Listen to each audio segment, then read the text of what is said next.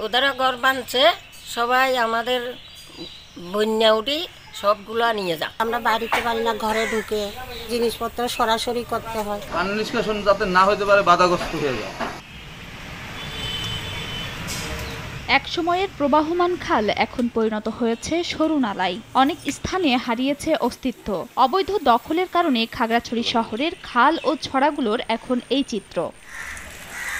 স্থানীয়দের অভিযোগ, প্রশাসনের নাকের ডগায় প্রভাবশালী চক্র আইনকে বৃদ্ধাঙ্গুলি দেখিয়ে দখল করছে এসব জলাশয়। পরে সেখানে বেআইনিভাবে নির্মাণ করা হয় বসতবাড়ি ও ব্যবসা প্রতিষ্ঠান। এতে বর্ষা মৌসুমে পানি নিষ্কাশন বাধাগ্রস্ত হওয়ায় শহরে সৃষ্টি হয় জলবদ্ধতা।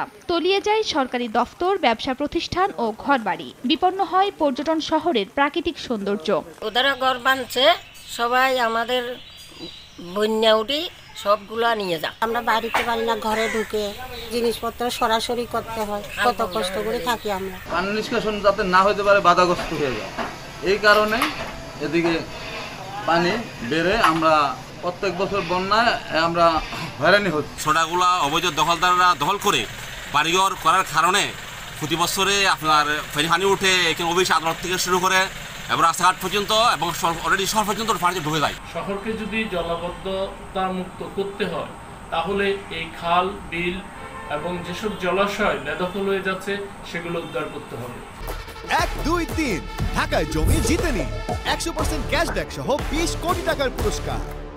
অবৈধ দখলমুক্ত করতে উদ্যোগ নেয়ার কথা জানান পৌর মেয়র। দখলমুক্ত করার জন্য তাও জেলা প্রশাসন সহ সকলের উদ্যোগ নিলে অবশ্যই তারা এই জলাবদ্ধতা থেকে এই খাগড়াছড়ি শহরকে রক্ষা করা সম্ভব হবে। পৌর কর্তৃপক্ষের তথ্য মতে খাগড়াছড়ি শহরের খাল ও ছড়া রয়েছে 10টির অধিক। তবে সরজমিনে দেখা যায় জলাশয়গুলোর অধিকাংশ স্থান অবৈধ দখলদারদের কবলে। এছাড়া জেলার 3টি নদীর বেশ কিছু অংশও দখল করেছে দখলদাররা।